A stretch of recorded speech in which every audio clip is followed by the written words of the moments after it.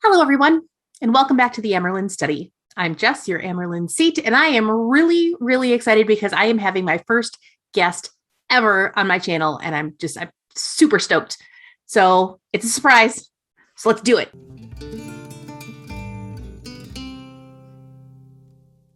First guest ever, everyone. It's Lezbi Nerdy. Hi, I am so honored to be your first guest. This is such a privilege. Wow. Aww, that's nice. Yeah, I was looking at the clip and I was like, I really so I had some dental work done today. And so when the panel started and they played the clip, half of my face was still sort of numb, but it was starting to wear off. And so it hurt a lot. Mostly the places where they actually did the anesthetic injection. Yeah. And so I was in kind of a lot of pain. And so I'm trying to watch this and I'm like, okay, I know that my reaction to this, because I was recording it. I'm like, I know my reaction to this is going to be garbage. So you know what? Why? And then I saw you in the chat and I was like, ooh, you know what? Jenny would be an awesome person to talk to about this. Nice. Well, I also watching it for me was I think by the time the clip started, it was almost 4:00 in the morning. So I also was recording my reaction, but my reaction to the clip was just mostly me going, that's not interesting. It's just me. That's not staring. interesting at all. No. Oh, God. I was literally just watching intently. I think that's largely what I was doing. And then, of course, my mouth looked weird because half of it was numb. And right. I decided to reevaluate my my plan. So thank you so much for being able to and willing to come on at such late notice. Oh, no problem. Thanks for inviting me again. I'm so honored to be your first guest. Yay! All right. So should we go ahead and just fire this clip up and give it another watch and then just talk about what we think about it? Yeah. That sounds good. Okay. Good. So spoopy. I know. I like the music. It's like a jig. Well, and somebody in the chat on Dusty Wheel mentioned that it gave them kind of Firefly vibes. Have you ever watched Firefly? Yes, it totally does feel like Firefly music. Thank you. Yeah, I thought the exact same thing. I was trying to remember what it reminded me of. But yeah, it's totally Firefly. How did the ceremony go today? Don't know, actually. We haven't talked yet. I'm sure she's just busy. Ran's voice is so husky. I know. Yeah, I don't know. It's so... There's the boots. And Nynaeve is immediately ready to fucking cut a bitch. Her head just whipped around. Who the fuck are you? So those boots were Lan's boots. Those are not Moraine boots. Stranger. There he is. Yeah, hey, handsome. Hey, buddy. Handsome. Look at you. I want people to introduce me that way all the time. Yeah, I need somebody to precede me in a room. Yeah. What a fucking entrance. Seriously. It's amazing. My lady, can I help you? She owns the place. She does. They are. Look at Nynaeve. That's some serious side eye. Beds and fresh linen, that's all we need. Of course, Moraine Sedai. This is such a massive change. They know her. They know that she's an Aes Sedai. Yeah. That's a huge change. It's a huge change. And I have thoughts on that. Yeah. See, I missed Matt in the corner. Yep. With his lady friend, looks like.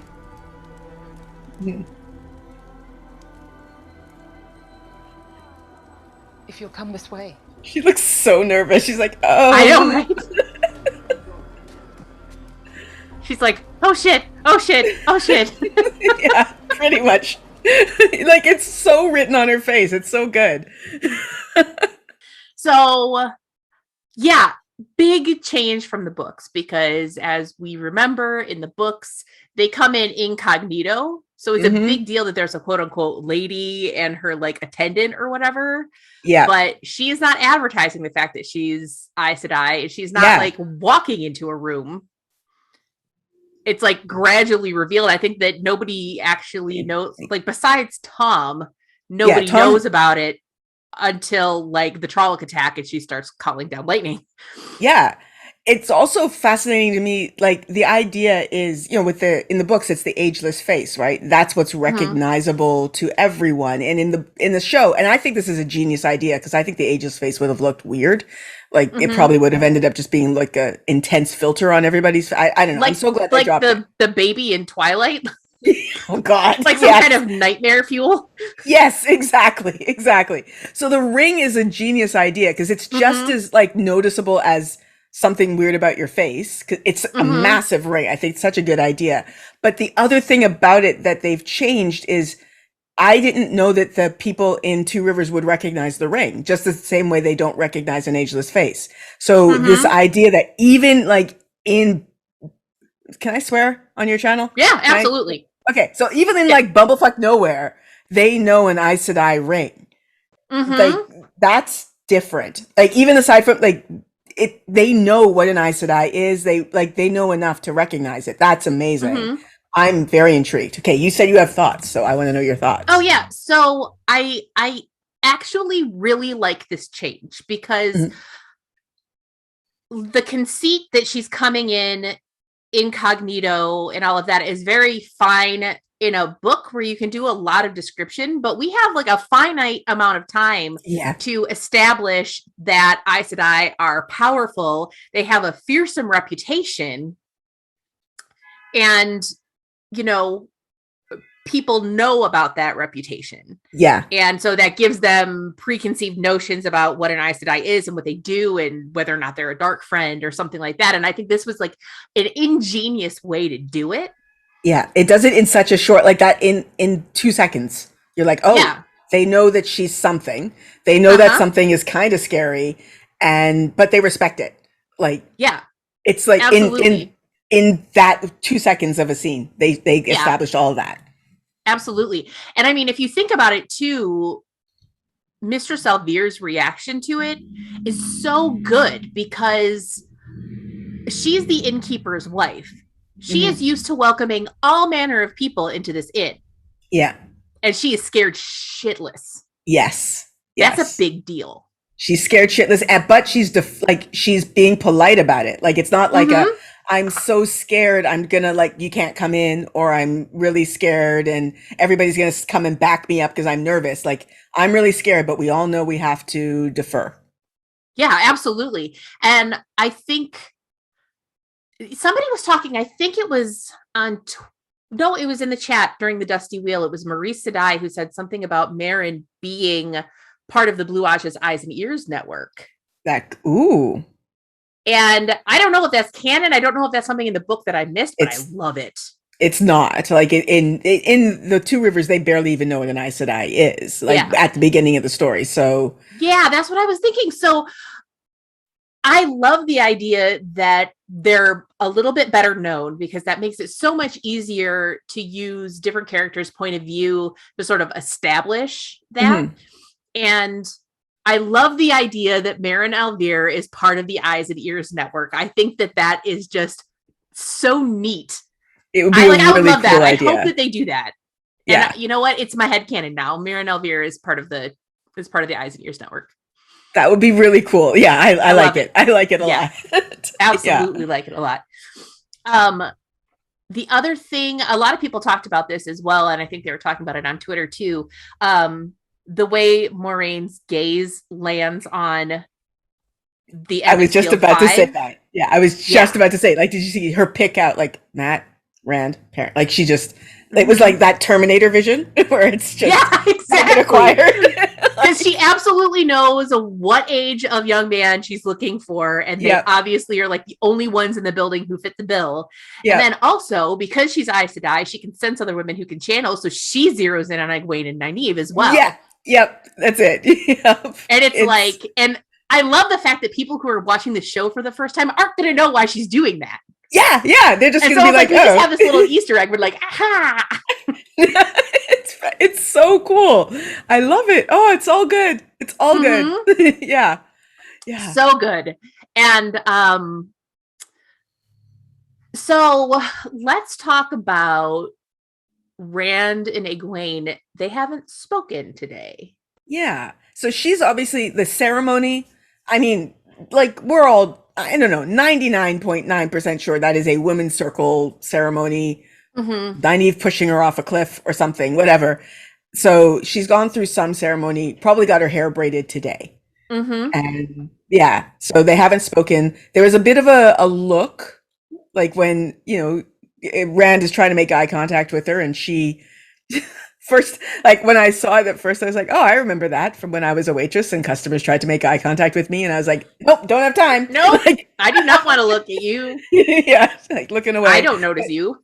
Exactly. Like that was, I mean, it was a bit colder than that, but that was that feeling there. So yeah, I wonder if in that moment she was like, yeah, no, I guess I'm going to be a wisdom. Wisdom's O'Mary.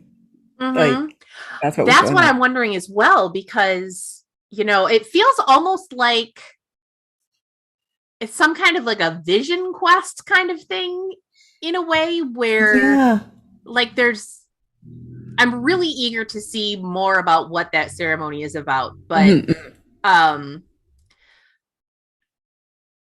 lost my train of thought.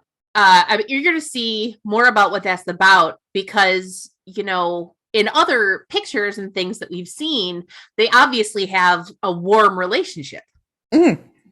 And so now she's acting very coldly toward him. He's obviously super uncertain about what's going on. And that just makes me think that she must have learned something about herself that makes it like being with Rand is incompatible with whatever it is that she wants to do. Yeah. Now, I will say, of the stuff that's been released, there's only one picture or one scene I've seen. Like there's that one very recently released where she's like holding his face and looking at him with like love. Every other time I've seen them together, he's looking at her like she is the sun and the moon and she's looking into the distance, like just, So, well, the scene in the trailer where they're apparently naked in the like common room of the Winespring Inn. She obviously looks like something's bothering her, but she is sort of interacting with him. Yeah. So it's difficult to know where in sort of the timeline where things are happening. Yeah. Well, even like in the, like I don't mean to say in those scenes she looks like she hates him. It's more that she looks like she's conflicted. Like it's just she's looking conflicted and she's not ready to have a difficult conversation yet. Like she knows she's going to have this conversation. Now is not the time. I've got other shit going on and I just really do not want to do this. And if he catches my eye and I end up having to talk to him, it's going to be terrible. So let's just not talk to him at all. I've been there. I think we all have. It's a shitty feeling. It really sucks. So that's like high intrigue. But I have kind of a pet theory. It's a little bit of a pet theory and it's a long shot and I'm sure it's not true, but I do have a theory that Rand and Egwene are already married. Oh, because I mean they're obviously aged up, so it like if they're in their early mid-20s, it's obviously like absolutely reasonable for them to be like married to somebody, right? So absolutely. Yeah, either already married or like in the process of planning a wedding, like really close to it. Okay. And then like shit happens that just fucks the whole thing. And like, I just think that that's really interesting. And one of the things that, Matt was commenting on and in the Dusty Wheel live stream is there are a number of times where she like touched Tam on the shoulder. And like, that's absolutely the kind of like affectionate gesture that you would do with your father-in-law. Yeah. Okay. Yeah. No, I didn't notice that. Yeah. I didn't either until they pointed it out and I was like, oh yeah. Okay. Yeah. That so I thought that, I mean, there's obviously, I feel like they definitely are together. Oh yeah. Yeah. Absolutely. Way more so than in the books. Like I've said this so many times. I actually will forget in the books that they were a couple. Like spoilers out. Okay, I am on record as saying I'm not a fan of the foursome at all. Like I would prefer a sequential relationship to the foursome. I just find it weird that like I it's all very unpleasant to me. Well, not everything about it, but whatever. Well, I think but we talked about this before, that the way that it's written feels, I think you said that it feels very male gazy. It definitely feels male gazy. Absolutely.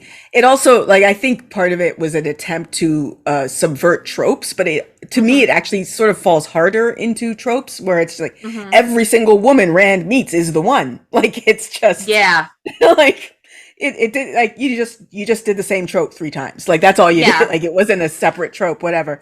But what I was going to say is I made a video where I talked about how I think it would be new and inventive or innovative to show people break up. And it doesn't mean that they're bad people. It doesn't mean that they hate each other. It just, you realize that, oh, you shouldn't be a couple. And I said this in a video and I got so many comments. Well, he already broke up with Egwene. And every single time I'd be like, oh yeah, they broke up because they were a couple. Like, I literally, they don't feel like a couple at all in the books. Not even they a really little bit. don't. And I feel like Maiden of the Spear, they're newer creators. I assume you're familiar with them. Yes, Love yes. them, BT dubs. They made a really good observation about what Rand and Egwene's relationship, quote unquote, feels like. And what it feels like is it's a social and political match in a way.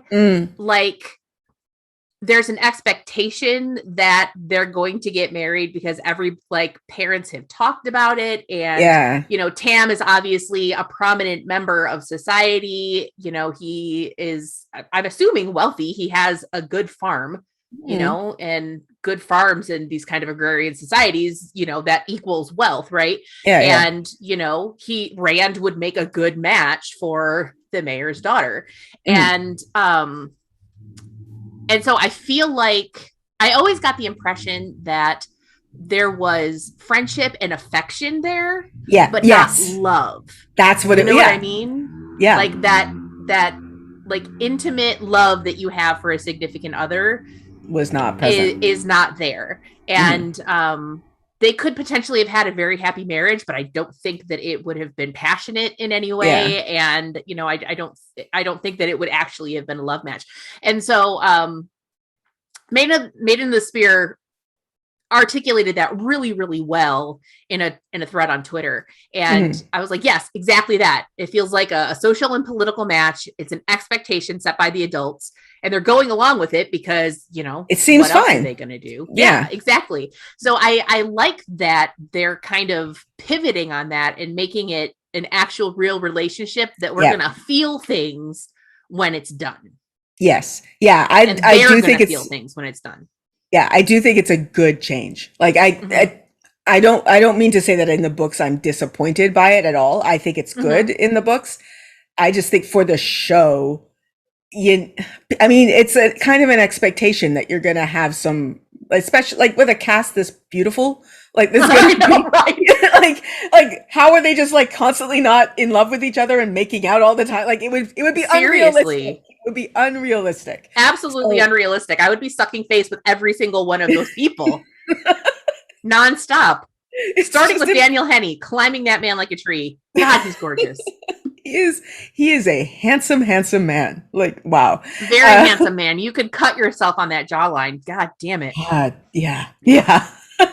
So the point, like, I think for a show, you had like, if you had no romance in the first season, like it doesn't have to be like the main storyline, but it would come across as if, what happened? And so I think it's a good change for the show. Yeah, I think so too. And it just seems like it's a small village. They're of the right age to be marrying. And it would be weird if all 5 of them were single. Yeah. Let me ask you this, and this is getting a little bit off topic with the video, but what do you think about the theory about this Lila Ibarra character being Perrin's wife? If she's just his wife, I don't know how they would deal with that. Like, if she's just his wife and then he leaves and she's there, I would be like, unless they're just not going to have Fael in the show, or I don't know. That's a whole other story, can of worms. What I worry most about is the possibility that they have sort of, I mean, she's not invented from whole cloth. She is a character in the books, but she's so, like, her name, I think, is mentioned twice. I think that's pretty much it. Yeah, I actually just got to the part in Shadow Rising where, Perrin is at that house where all the people are, and the girl that he kind of had a crush on, was married to somebody else and had a baby, and her name was Lila, whatever. Yeah. So that's it. What I worry, like, that they kind of invented a female character, just to kill her, just to give Perrin some character. And I don't like the precedent of that. Mm-hmm. I don't know if it's true. I have no idea if they're going to have done that or not. It's just, I don't like it. I'm so nervous about that being a thing in the show. That's something that I worry about as well, because I just really do not like the trope of a woman being brutalized for the sake of a male character's development. I think it's unnecessary, and it's just like, I honestly, in this day and age, I don't find it acceptable. Like, there are other ways that you can do this that don't involve brutalizing women. Like, look at your life, look at your choices. Yeah. It's so, what is in your head that you think that this is like an okay thing? It's tired, first of all. And that's just, it feels lazy. Like, it feels, it does. And it also, I don't know, if it was in the books and it was put on screen, it'd be like, okay, if Tom's Dina, whatever. Anyway, if she's in the movies, she is a character who gets fridged. Like, she is fully created just to die, just to motivate Tom to rejoin our group, and like that is her primary function in the story. She's a character designed to be fridged to give Tom motivation. Don't like it. No, not a particularly huge fan of it, especially, like, there's a whole bunch of stuff in that I'm not a huge fan of. But with the amount of women there are in the story who have agency, it bothers me, but I'm not going to, like, write off the whole series because of that one thing. Right. And if that's in the show, I'll be like, okay, they lifted this from the books and put it in the show. It just would feel, why would you do that? Why would you create a character that isn't in the books to fridge her? I don't know. I don't think that it's necessary. And I don't think it's necessary. There's enough going on in Perrin's life that you don't need to add this to it. Yeah.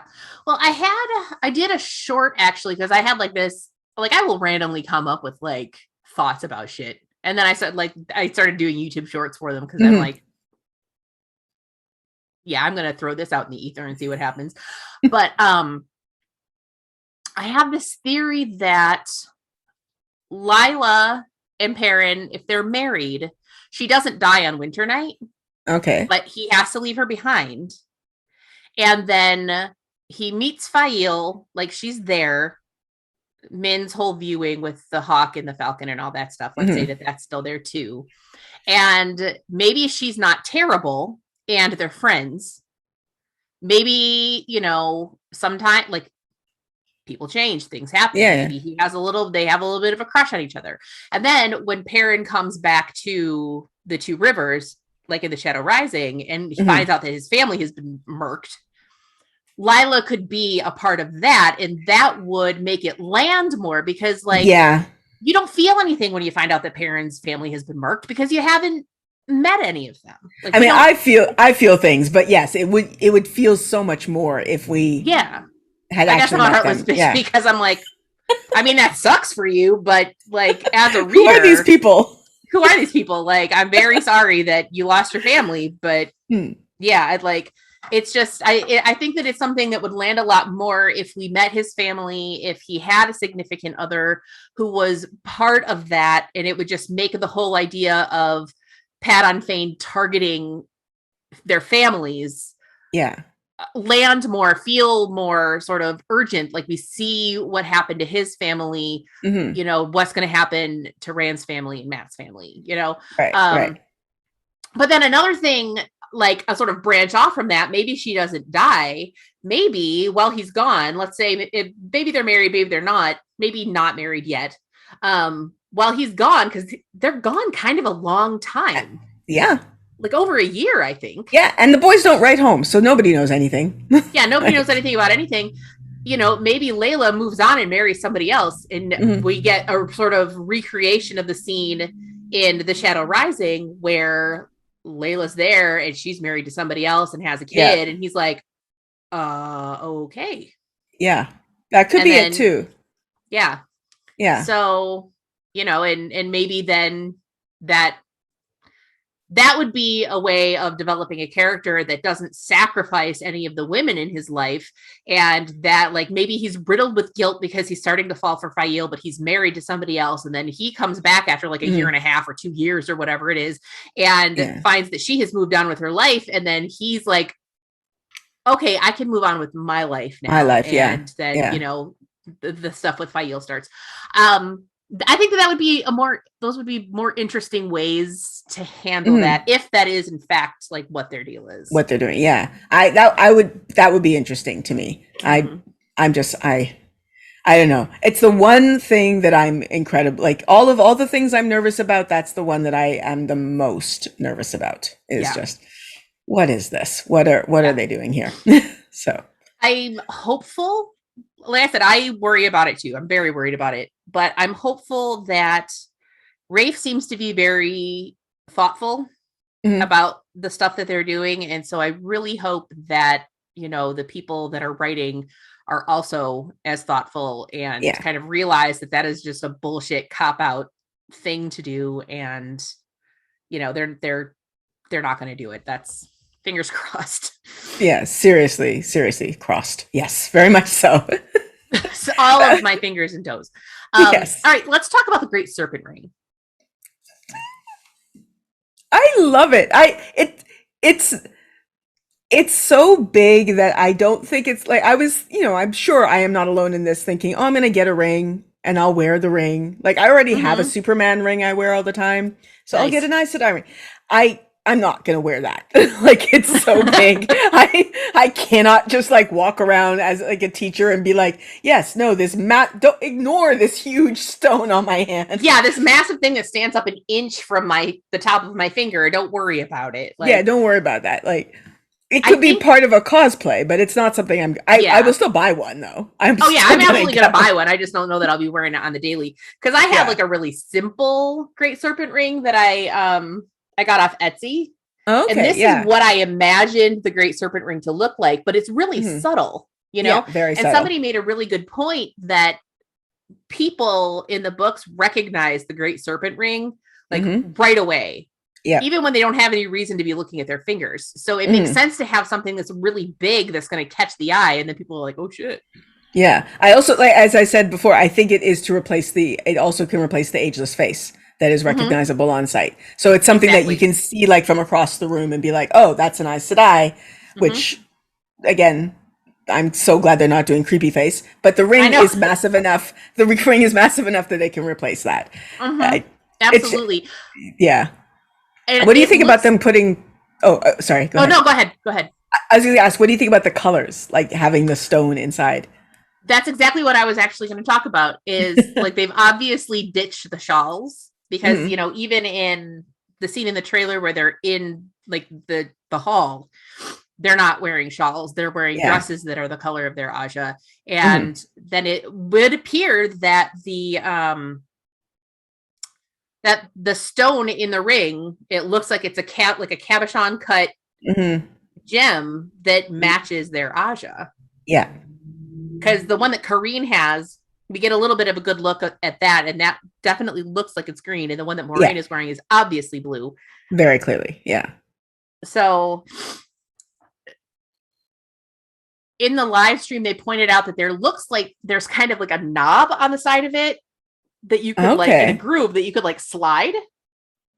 Okay. And I don't know what that means. Does it mean like the ring is like a transformer and you can like take it apart? It's like you could remove the stone. Like, oh, you know what? Because like when you're an accepted, you get a ring, but you don't get a stone because you're not in the Naja. So maybe that's what that would be. Like when you become Aes Sedai, you like open it, put in your stone. It's like getting your letter when you finally letter in sports or something. I lettered in band actually. Okay. I'm Canadian. I don't know. I'm assuming we had letters. I never knew a single person with a letter on their jacket or really? anything. Oh, yeah. Yeah. They were huge Yes. in It my was, school anyway. it was a whole thing. Like, we talk to Americans and they're like, oh, and the sports, and they talk about their university or their college sports, and like, oh yeah, I think we had teams. Like, that's no I know my idea. college had teams, but they sucked. So Yeah. But Anyway, okay. I think The Ring is good. I think it's a Yeah. good compromise. It's just the only thing about it, as I said, is it's not something that I can just wear on the daily. It'll Mhm. just be a thing. Ooh, what about this? What if when you are novice, maybe you don't get a ring when you're a novice, No. right? You get it when So you're then you get accepted. raised. Yeah, when you get when you're raised to accepted. What if accepted get like a white gem? But there's a in white their Aja. ring?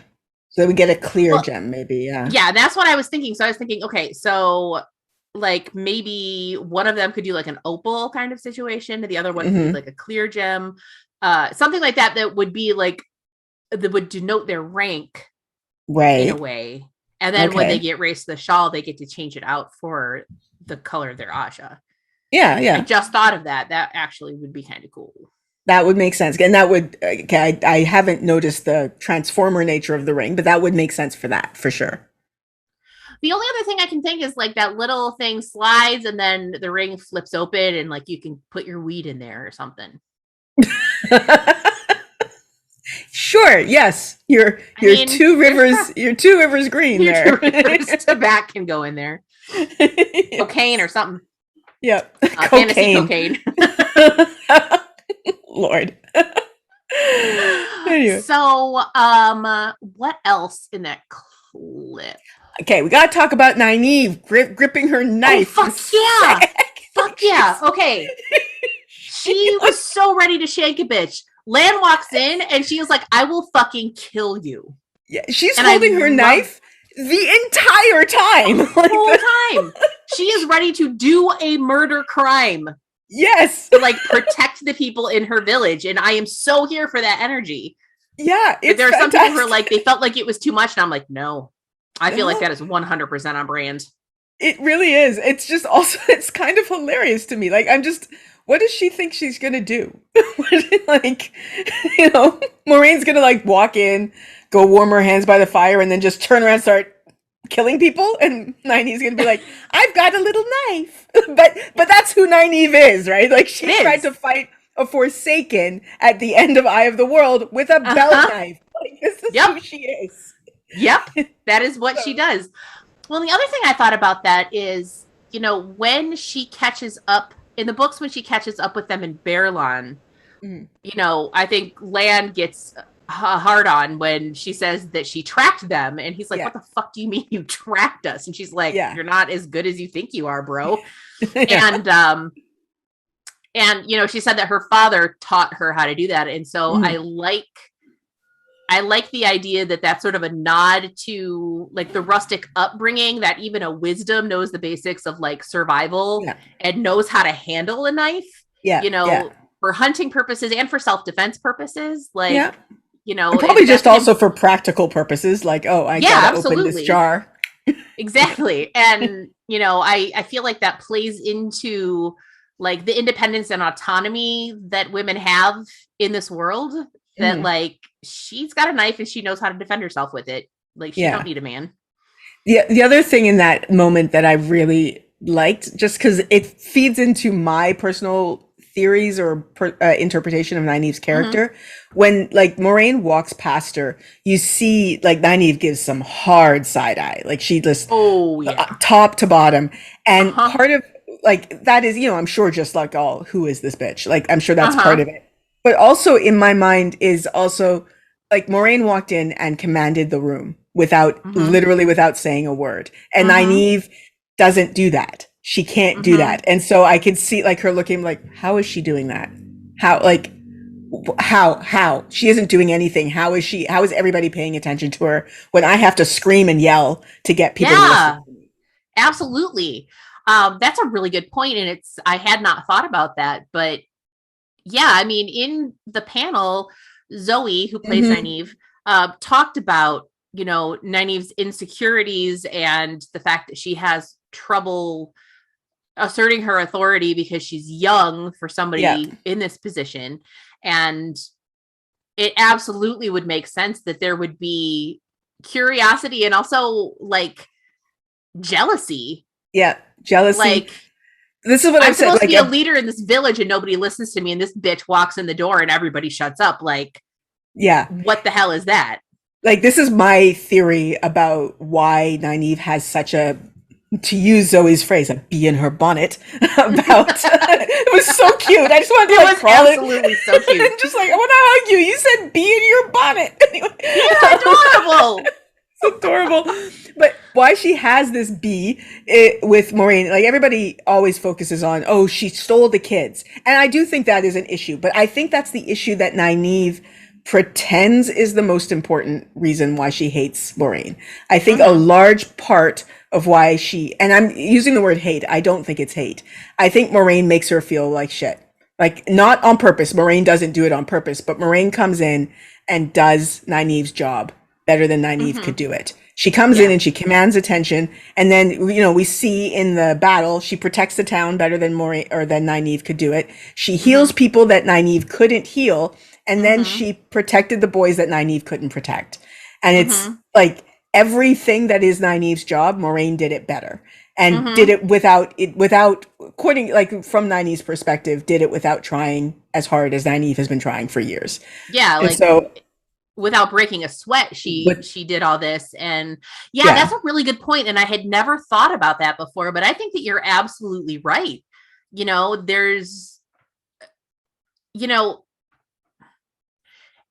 hate comes from it can come from a lot of different emotions. Yeah. Just like anger comes from a lot of different emotions. And that jealousy and the fact that, and this is absolutely a Nynaeve problem, not a Moraine problem. Exactly. It's doing her job. Exactly. But that feeling of, being absolutely impotent to do the things that you feel you're supposed to do because of, your role in this society, like, that would feel awful, and you would obviously be resentful of the person who made you feel that way. Like, I think that's what it is. Like, I think Nynaeve or Moraine makes her feel like the insecurities that she might be even in the process of getting over at this point, then Moraine comes in and just like amplifies them.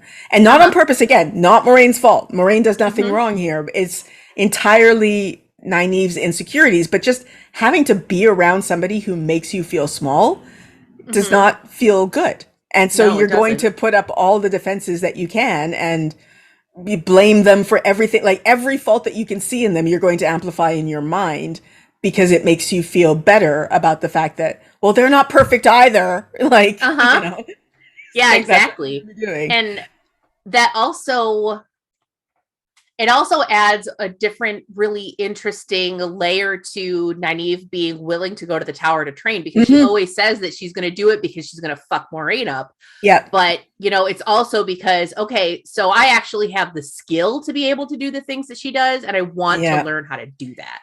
Yes. Because I want to be able to protect my people like that.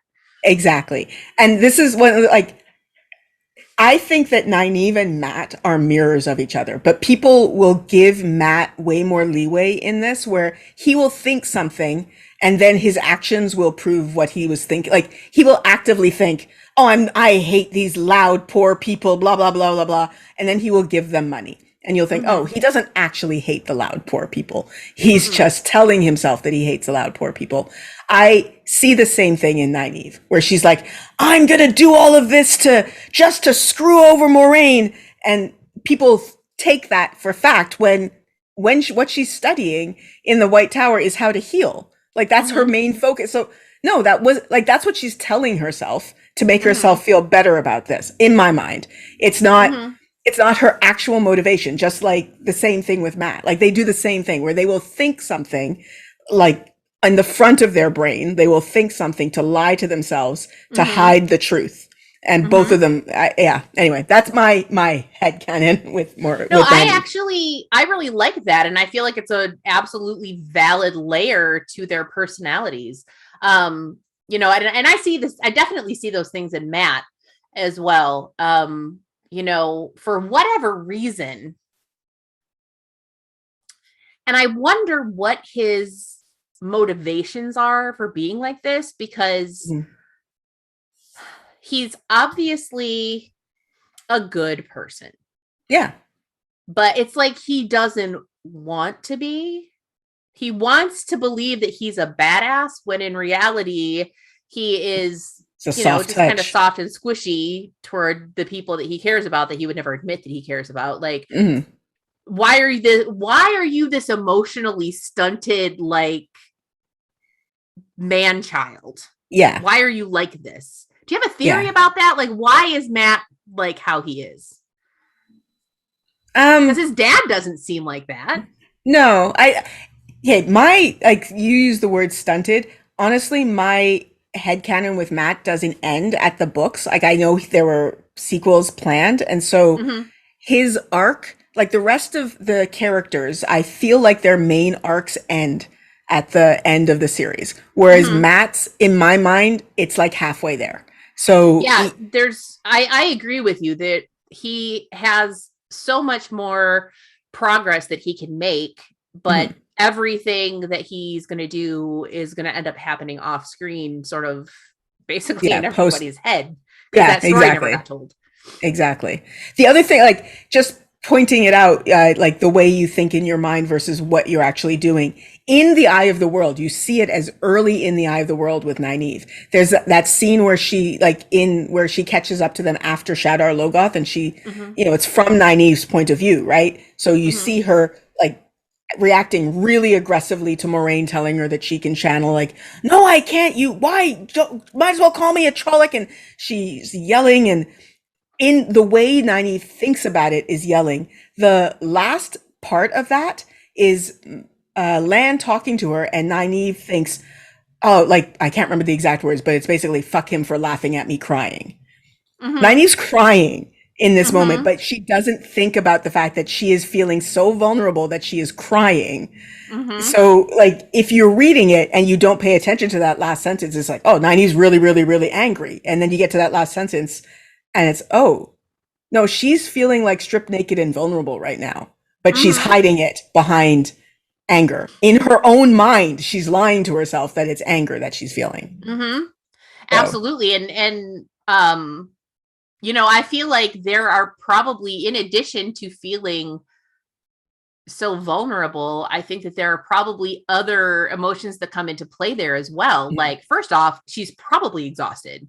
Yeah. I don't know about you, but when I get, like, super, super exhausted, I will absolutely cry. I will weep like a small child. And, you know, frustration, because once again, she wasn't able to protect her kids and now they're God knows where. You know, and then coming into this camp and being told that she can do something that she absolutely doesn't want to do. And then she cries in front of the guy she has a crush on. Yeah. Like, Nynaeve is having a bad day. She's having a really, really bad day. Really bad day. But if you don't read that one sentence, you don't know it. Like, you don't know it because she's hiding it from herself. Like, it's, anyway, Jordan's a really good writer. Yeah, but if you don't know what, like, the more, like, you can dig into these characters so deeply, and it's like an onion. You just keep peeling away these layers. There's more and more. And, you know, I think that Nynaeve sees vulnerability as a weakness. And I think that that's why she's blocked. Yeah, she definitely does. Yeah. Absolutely just cannot let go and let herself be in a vulnerable place. Like, she just can't do it. And I feel like that, and obviously this is like pure speculation, but I feel like that's got to be the result of some kind of trauma. You know what I mean? Like, over and above just her frustration at being the wisdom. I actually, What was I listening to? Some podcast I was listening to. Way too much Wheel of Time content goes in my brain and doesn't get filtered into categories. So yes, but they had a theory that Nynaeve wasn't blocked until that moment. Really?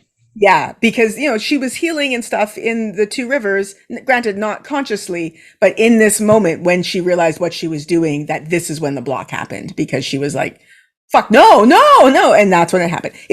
I don't know, it's obviously not canon because there's nothing in the books, but it's an interesting idea that the revealing of her secret would be enough trauma that it would cause her to be blocked. So anyway. That's a really interesting theory. Mm-hmm. I like that. Yeah, I'd have to think about it more. Me too. Okay, well, back to the video. Sorry, there's a whole other thing I want to tell you. We're just like, yeah, going all over the place. Did you notice the men and the women are sitting at separate tables? I didn't notice that, but you're absolutely right. They're all separate. I don't like. It's an interesting idea. I'm very curious to see what that, like, if they actually address it in the show or if it's just a thing. But in my mind, my first thought when I noticed it, I think on my third watch of the clip, was, I wonder if that's like a part of the festival, like, because there was like a woman's circle ceremony, so there might be some sort of gendered element to this festival. I mean, in the books, to some extent, there is a gendered element to it, because the women, like the unmarried, like the young women of marriageable age, they dance the pole around the Beltane pole. Yes. And, the married women are there as well. Mm-hmm. I don't remember if it says anything specifically about what the men's role might be in that, if any. But, and I guess it makes sense because, so this festival is basically a ripoff of the pagan festival of Beltane, or Beltane rather, that is essentially making the transition. It's the spring equinox. Okay, I was gonna say, is it a solstice or something? Okay, equinox. Okay. Or not a solstice, an equinox. Okay. And there's a lot of fertility symbolism that goes into that, because, you're looking at, you want crops to grow, you want your animals to, produce offspring, that kind of thing. You want to manifest, and fertility isn't just about, banging. It's obviously, manifesting plenty, in your life. And so it kind of makes sense in a way that they might be sort of divided by gender, given the sort of fertility aspect of it. Like, that's 100% spitballing. I could be talking out my ass, but and of course that plays into the whole gender binary thing, which I'm also hoping that we don't.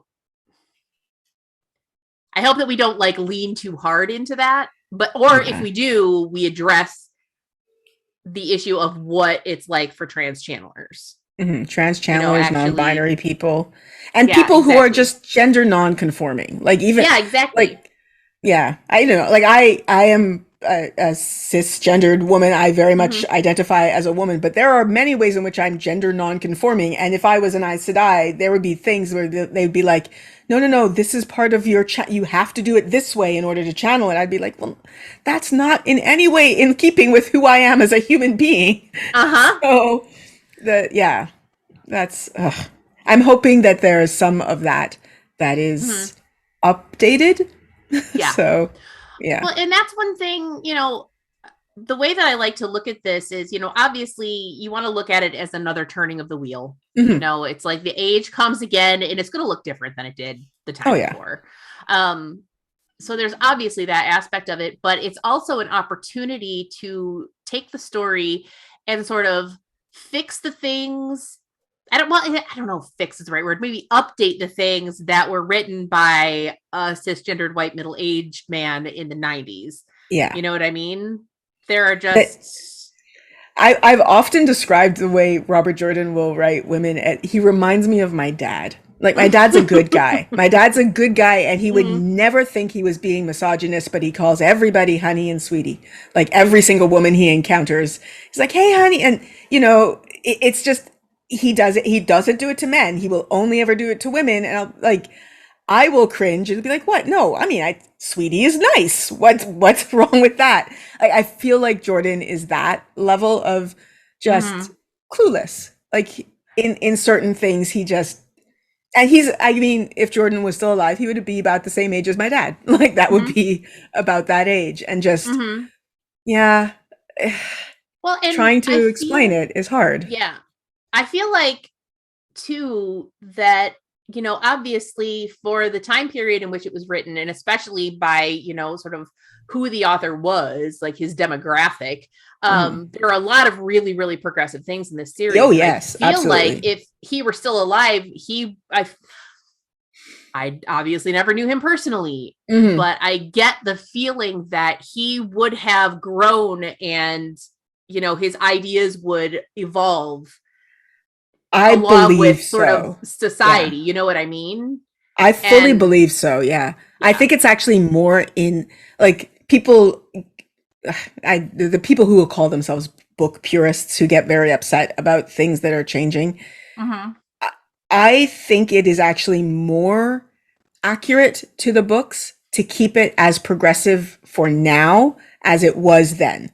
Like, something that was progressive for its time is no longer progressive. So if you want it to still feel as progressive as it did when it was written, you need to update it because we have progressed. Like, society has actually progressed. Exactly. So it's no longer progressive. Exactly. It's no longer progressive. It's the 90s, which, looking back, were very cringe. Like, very a lot of ways. Cringe. A lot of things from then just they do not hold up. And I think about if Robert Jordan were still alive and he were writing the series now, the books, they would be very, very different books. Yeah. Oh, yeah. Very much so. I think. I really believe that. The story could still be the same, but there would be things that, there are storylines like Halima would be a completely different way of dealing with that. Like, you couldn't write Halima today. And, there's just several things that I think would be different because again, just like you, never met Robert Jordan, don't know him personally. The only thing I know about his personality is sort of seeing him through the books. And what I think I understand about him, I think, he would be writing a progressive book today. And what kind of man would write a book where women are so empowered? And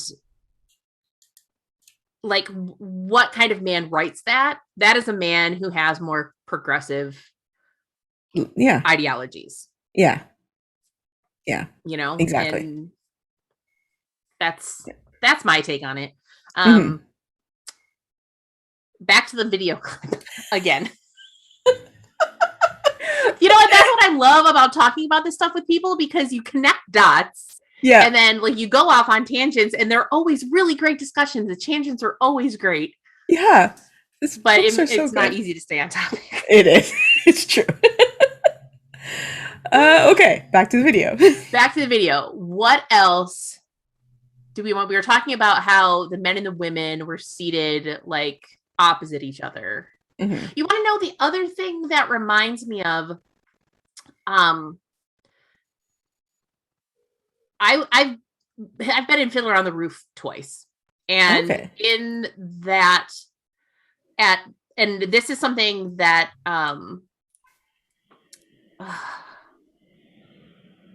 what's the? I can't even remember the term for it, but Jewish people who are adhering very strictly. Orthodox? Orthodox. That's the word. Orthodox Jewish people still do this at weddings. Men and women sit separately. Yeah. And so, I wonder if he's drawing from that idea as tradition? Well. I don't know. Yeah. I don't know how that would connect with, like, a fertility festival. but that was like the first thing that popped into my head when you Mention that. mentioned Yeah. it. So, Okay. Yeah, that's possible. Yeah. it might be nothing because honestly, like I said, I have no idea how that would tie in to anything, but No, but it was just an interesting thing to note because Mhm. I think it's and this is my head doing this right now, but given the themes of the show, it's kind of cool to start the show on that note because Mhm. it is about a world that is, as you know, Rafe talked about in the panel, it's a world that is out of balance. And Mhm. I thought it's a world that has been artificially fractured on gender lines. And so to Mhm. start the show off with oh, look, there's men sitting over here and women sitting over there. And they're just like, they're happy. They're not discontent, but they are separated. And so Yeah. to start with a scene or start with, I guess, a context, because I don't think that's going to be the first scene of the show at all. Mhm. But to start with a context where they are artificially separated is a That's good a start. really good observation. It's like it's a demonstration of this larger Mhm. issue. Yeah. So then we know that Matt is standing over to the side and talking Yep. to a pretty girl. Yeah. So, it definitely, I'm getting the impression that they're not doing much of this stuff at random. Like Mhm. that's for a reason. Yeah. But when I was watching it, like when I noticed that they were sitting at separate tables, and then I saw that, I was like, well, of course Matt's breaking the rules. Of course Matt's been like, hey, honey, come on. Let's Hey, let's go. Yeah, what you doing? You want to sit on my knee? Yeah. What was he exactly? What's he call it? A slap and tickle? Some weird phrase that Matt uses to describe sex. It's just so odd. I think that's a Britishism. Really? Yeah, actually, my husband and I like to binge watch shows that we've already watched like a million times. And one of those shows is Community. Okay. And John Oliver is in it. Yeah. You know Yeah. John Oliver? Yeah, of course. Yeah. Yeah. And he uses in what episode he uses the phrase slap and tickle. What are British people doing while they have sex? I don't know. So weird. Oh, maybe they're slapping into I don't know. No judgment. slapping into. I mean, no, not at all. Just a lot of Slap and slapping and tickle. All right. Okay. Not sure what you're slapping, but okay. I mean, okay. Yeah, we don't need to get into specifics. But yes.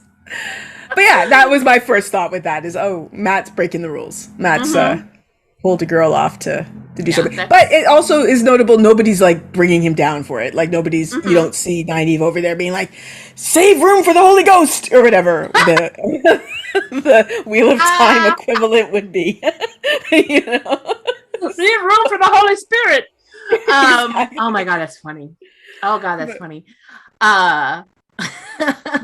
Also, I went to Catholic school, so like it's extra funny. Yes. I figured as much. So. Yeah, and I think that, that's maybe sort of symbolic, and I'm probably reading way too far into this, but, symbolic of the idea that, people are not necessarily super attached to the idea of this situation. It's just sort of what they've always done. And so they don't really ever think about the fact that it could be different.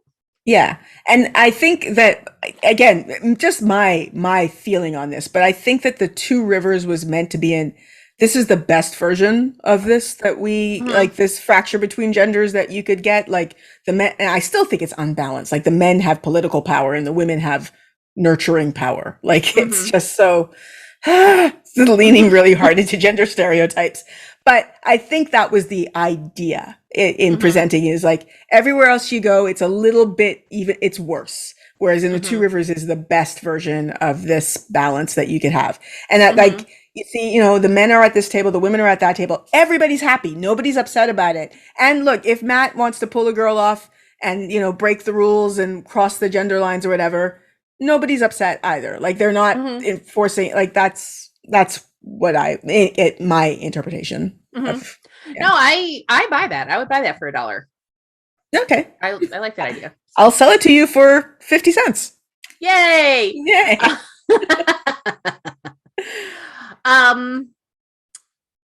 What do you think about the shot coming into the Two Rivers at the beginning of that clip.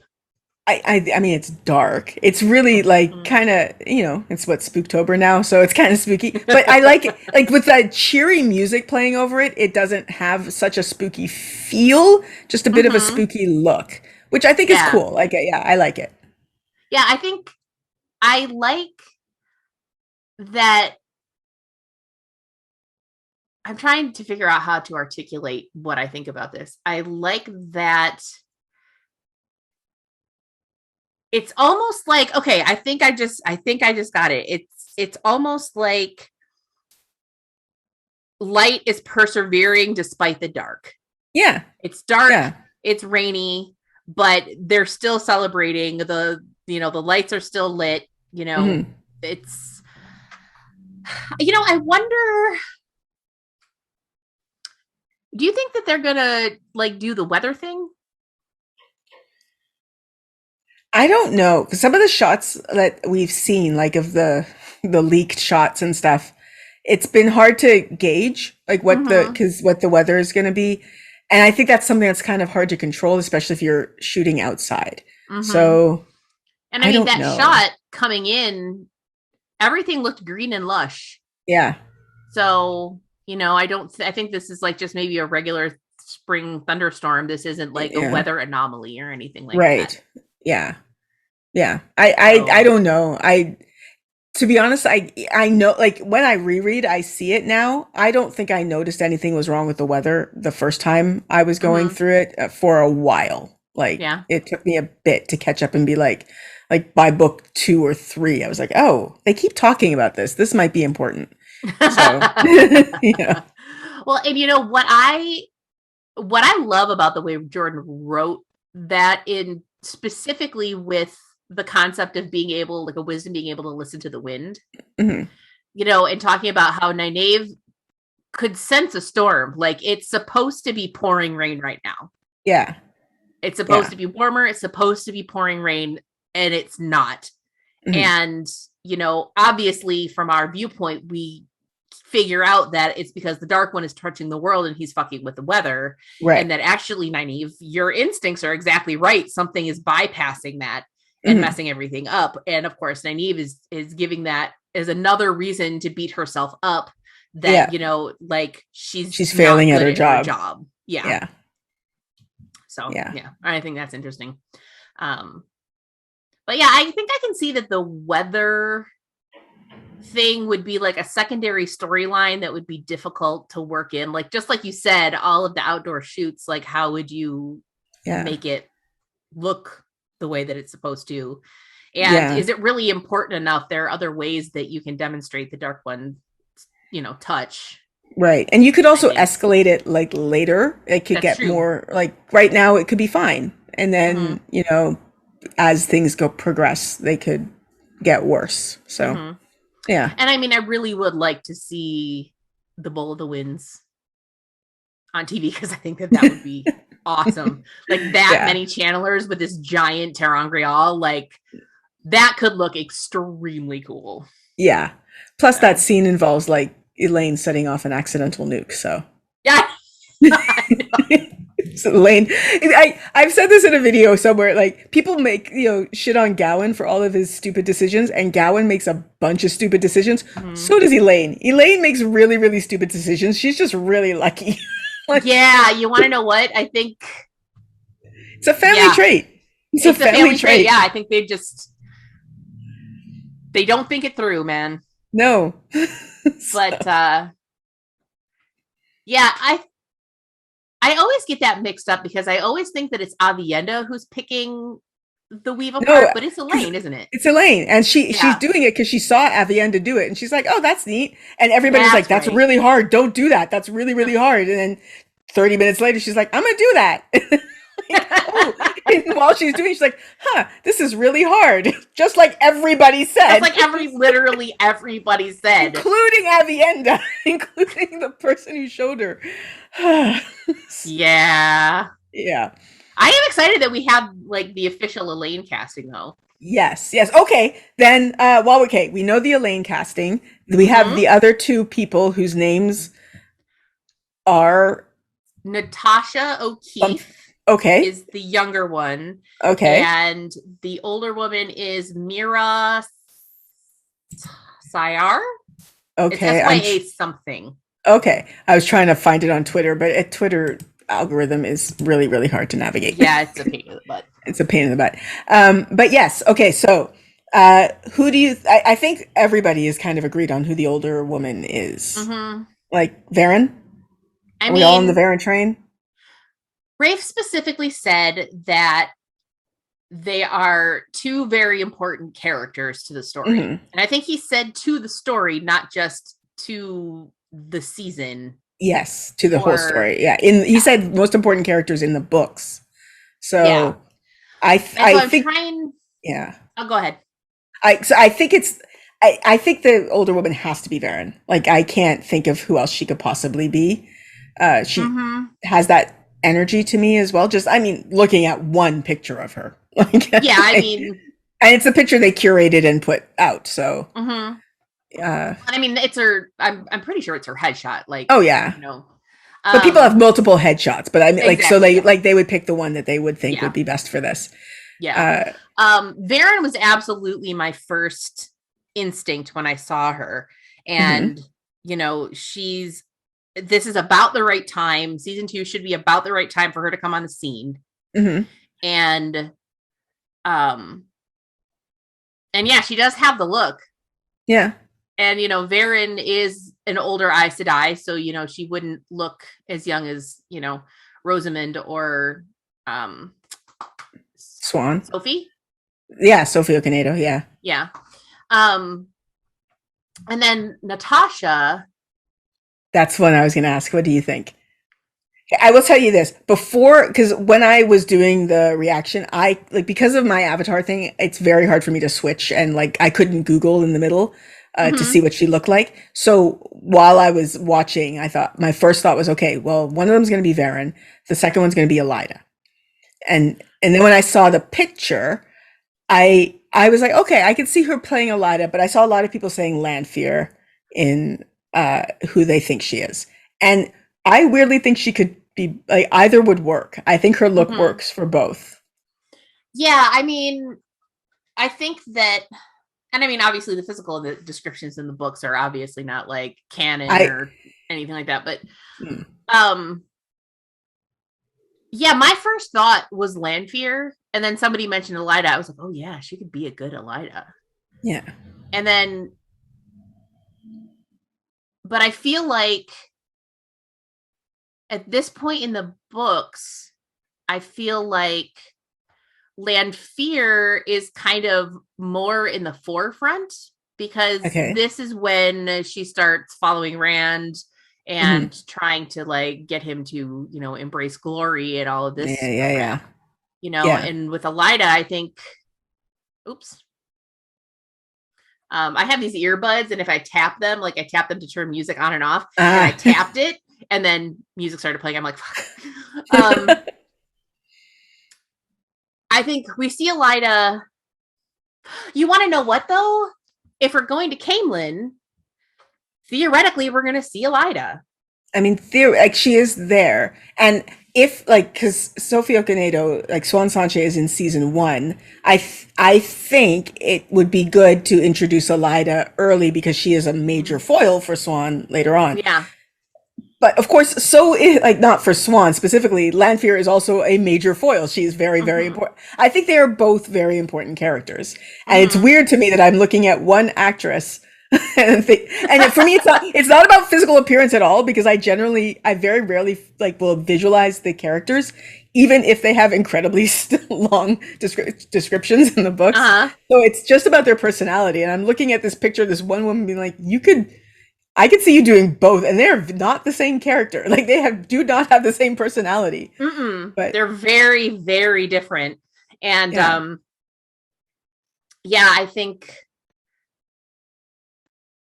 I don't know. Like I literally I'm flipping back and forth while I'm saying the sentence. Like, I literally the whole time I was like, no, she's definitely Lanfear. Well, no, you know what? I think she might be Elida. Like I cannot settle on it. And usually when we see somebody that, you know, rumored, confirmed, whatever, and we don't know who they're playing, I usually pinpoint. I make a decision. Sometimes I'm right, sometimes I'm wrong. Like I just knew that Kiara Coveney was and a lot of people said Avienda, and I'm like, she doesn't have the right look for Avienda. Avienda does not have an adorable button nose like that. She doesn't. Yeah. So also too early for Avienda. But yeah, usually I can settle on something. You know, like when Maria Doyle Kennedy, I was absolutely positive she was Varen. I'm like, that's Varen. She's got to be Varen. And then she wasn't, and I was crushed because I think she would have been an amazing Varen. But yeah, I cannot decide with Natasha. Yeah, I can't either. I can't make up my mind. Mm-mm. So, and the hint that they're very important isn't helping me either, because I think those are both very important characters. They're both very important characters, absolutely. And then I'm like, okay, well, what if they zag on us and she's like more gays? I mean, she could be. She could be. I mean, that's why God made wigs, you know? Yeah. I'm on the camp that I think Morgase's storyline is going to be severely cut. Mm-hmm. So that would shock me a lot. But that's why it would shock me. Not because she doesn't look like she could do it. It would shock me if Morgase is going to be an important part of the show. Mm-hmm. Yeah, that's the only thing that I was thinking, is that, like, she's already a pretty small character at this point in the story. And, you know, if we're really brutally honest, what does that whole storyline really add? Yeah, I mean, I just made a whole video about it. I think the purpose of having her around for so long, I don't know, but was to find a way to add, like, get rid of the guilt that Perrin was carrying for so long for the murder that he committed in book 1. Like, he murdered 2 people in book 1 and it was running away from that crime. And I think that was why she was still around for so long, is that he needed somebody to alleviate his guilt. So, but yeah, for the, like, most of what she does has no impact on the rest of the story. It's just really awful. It's just, it really is. It's terrible. And another awful thing happened to Morgase. Okay. Yeah. Oh, great. Poor Morgase. Yeah. And I think obviously her going missing leads to the whole, like, succession storyline. But she could die, and it could lead to the whole succession storyline too. Yeah, like, she doesn't, like, she could actually die instead of, you know. But yeah, this whole, like, missing presumed dead thing got old. Although I did love it when they were in when they were with the Shido in that village, where she's like making the flag. Yeah, and she's like, that moment makes me cry. And then she does it, and I'm like, yes! That moment literally makes me cry every time. It's just, good. It's one of my things that I love, because and it's a cultural it's not a cultural thing, right? It's a human nature thing, is what I meant to say, to see people who do things really well and to praise them for doing things really well. Like, Usain Bolt is an amazing sprinter. He is incredible, and we should all, absolutely, he deserves the credit. He also works really, really hard. If he and I were to race right now, he would barely break a sweat, and I would be running, I would be trying my hardest, and he would get more praise at the end, despite the fact that I worked harder. And, like, that, I love that in that moment, somebody who couldn't do it, like, she doesn't, you know, she's a slow sprinter like me, like, but she got praised for her effort, because it actually did work. Like, I love that, because it so often we forget that just because you're not good at something doesn't mean you didn't try. And that's and I think that's really important, you know, the praising the effort even if the result isn't great. And if I remember correctly, like, Fail really was the one who was, like, building her up and encouraging her and praising her for her efforts, and you know, and I that was a moment where I really liked Fael. There are a lot of moments where I really like Fael, and then there are other moments where I don't like Fael. I have a complicated relationship with Fael, but I love that moment. I don't know how important it is, but it would be cool to see it. Yeah, it is a wonderful moment. It's a wonderful moment in the books. I don't know that it's essential for the story. And like just when I'm thinking of the fact that they have to write like episodes of television, it feels to me like a lot of what they're doing when looking at the books is, okay, what can we take out? Because there's like thousands of pages we can't put it all on screen. And her story to me feels like, oh, very easily lifted out without moving other pieces. Mm-hmm. And yeah, they obviously have to like grab the threads of the major storylines and then the little things that branch off, Yeah. A lot of them are going to have to be eliminated with extreme prejudice, and that means I'm sure that there are moments that I really love that I'm not going to see. One of the things that I'm concerned about is that we aren't going to see the Weep for Manetheren speech.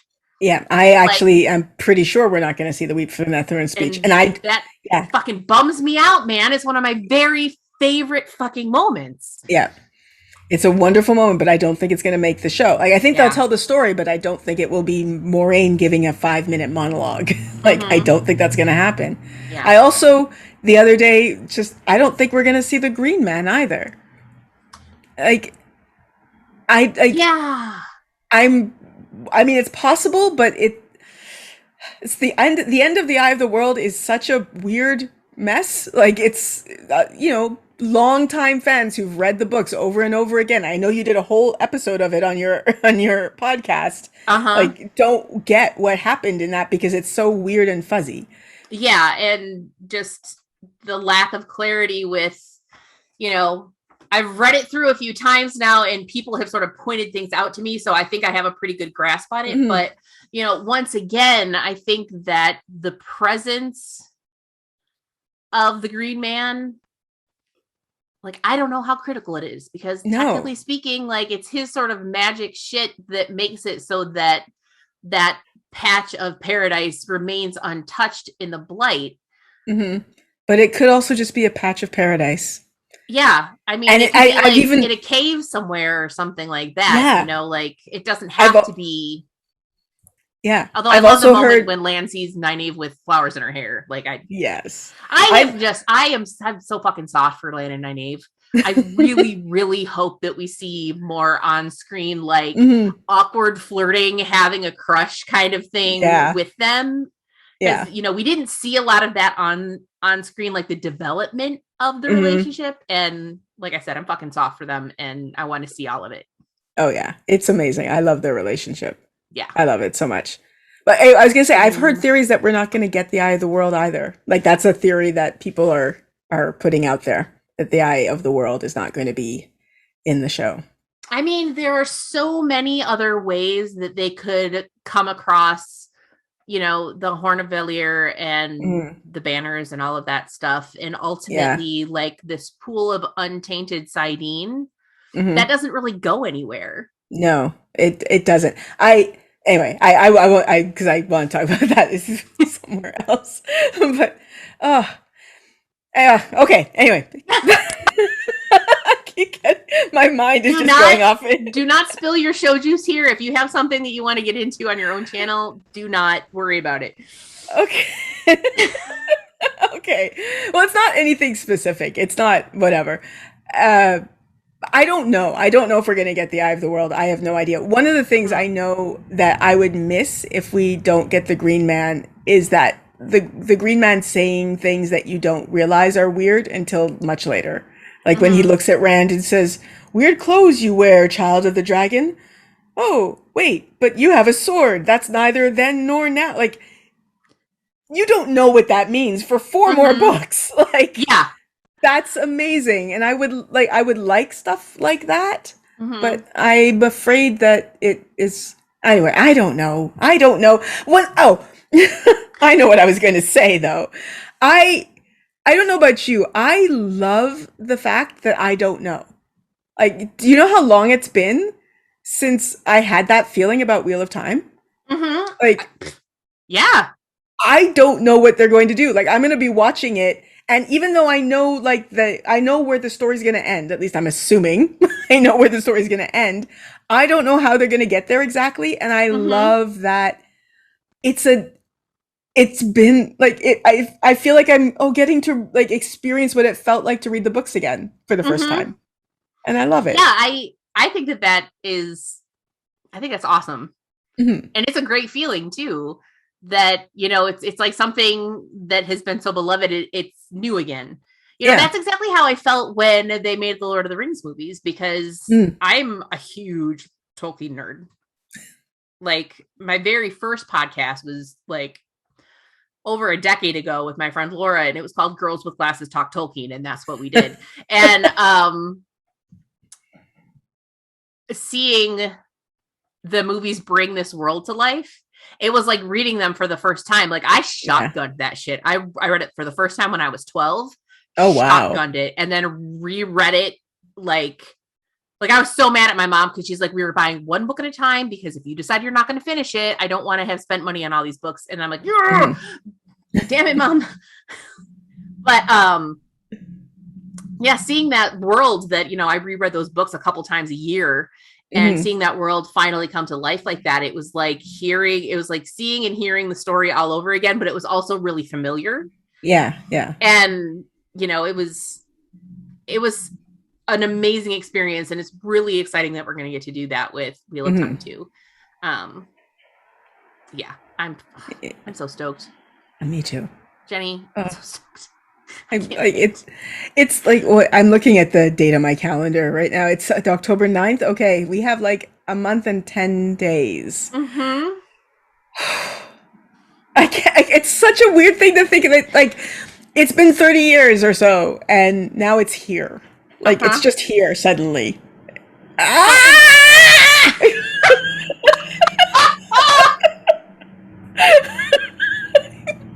Don't know how to handle it. So making that the thumbnail image for this. Okay. Oh man, that was amazing. Because your little avatar just like did the screen with you, and it was so good. What was I gonna say? You were so cute, and no, I can't remember. I'm sorry. Sorry, no, my cuteness distracted you. It's all right. You're adorable.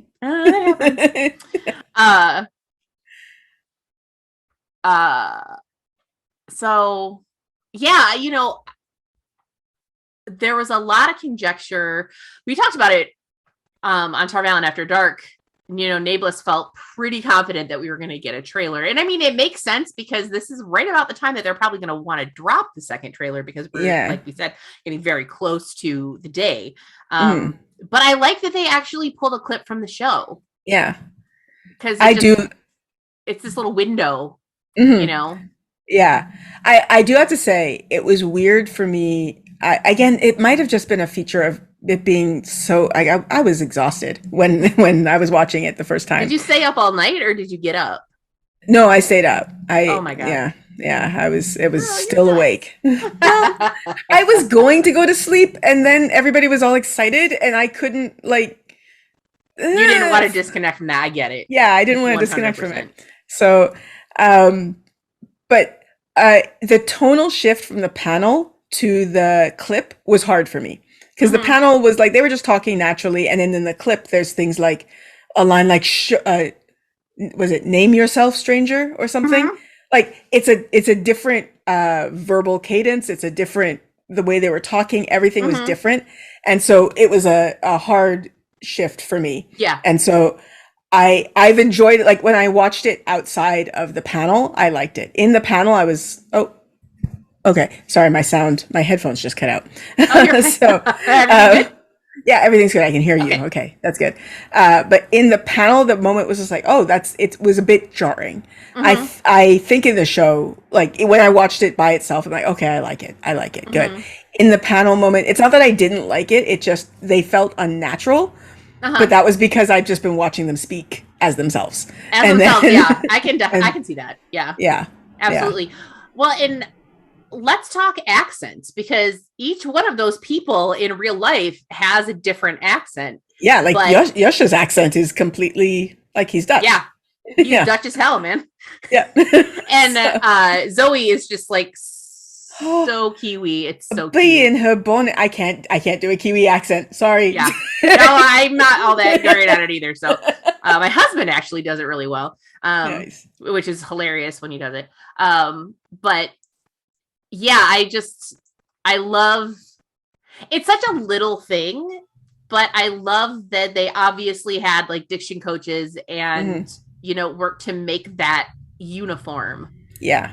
You know, it's something that I feel like, I think ultimately if everybody had different accents, I don't think that it would probably end up bothering you that much. It's just one of those things that you would end up getting used to, but it's just that much more immersive. Yeah. And then especially if they go to different places and those people speak differently. Yes. You know, different accents and stuff. I'm just thinking of all those movies where Sean Connery is just Scottish.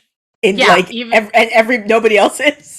Yeah, like in Hunt for Red October, he's supposed to be Russian. He's just Scottish, and nobody just cares Scottish. because it's Sean Connery. Yeah. Or like, what was that movie with Kevin Costner where he played Robin Hood and he was American and Yep. everybody else had British accents? Everybody else had that's Robin Hood, Prince of Thieves. Yes, that's what that was. Yep. Oh, the 90s. And then Mel Brooks skewered it with Robin Hood Men in Tights when he's like, unlike other Robin Hoods, I can speak with an English accent. Yes, exactly. Exactly. I love that movie. Oh, that's so good. Oh my goodness. We have been talking for a really long time. This has been delightful. It has. I have no idea how long we've been talking, so I don't know will- either because I didn't make note of what time it was when we started. But Me too. it's getting kind of late for me. So are we cool to wrap things up? Did you have anything else you wanted to chat about? No, not at all. I think we covered pretty much every second of that clip. I think so. Also, everything else. And everything else. The entire series. Yes. So you're welcome. This is the only resource you need. Yes. You don't even have to read the books. You're good. No, this is it. Yeah. John's whole Wheel Time 101 thing on What Up. Nope, don't need it. Just this. No. Just Just this. this video. All right. Jenny, why don't you tell people where to find you? Oh, okay. Don't Google it. Go on YouTube and look for Lezbi Nerdy. Lez. I was about to say Z. Well, actually, I will because I am Canadian. Lezbi. Lezbi, and then a second word, nerdy. And I put the whole thing in. I did not think of this when I made my username. I was just thinking of the pun. I just thought it was a cute pun. If you just put in Lezbi, other results will happen to you. So they might be pleasant results. In fact, they mostly are. Results will happen. but still. Yeah, that's where I am. My YouTube channel is Lezbi Nerdy. Apparently, I should also tell people I'm on Twitter. I forget about Twitter every couple of months, and then I remember it again. So, yeah. So, same handle? Same handle, Lezbi Nerdy. All right. Yeah. Right on. Well, thank you so much, Jenny, for joining me to talk about this because it was way more fun than talking about it by myself. Well, thank you so much for having me. I'm so honored to be your first guest. Oh, you were a great first guest, and you will be a many-time guest if I have anything to say about it. Yay! Yay! All right, I'm going to wrap this up then. Don't forget to like and subscribe. The links to all of my stuff are in the notes, the comments on the video. Jenny's stuff will all be down there as well. That's everything that we have for you tonight. We hope that you enjoyed yourself. Don't forget to hydrate.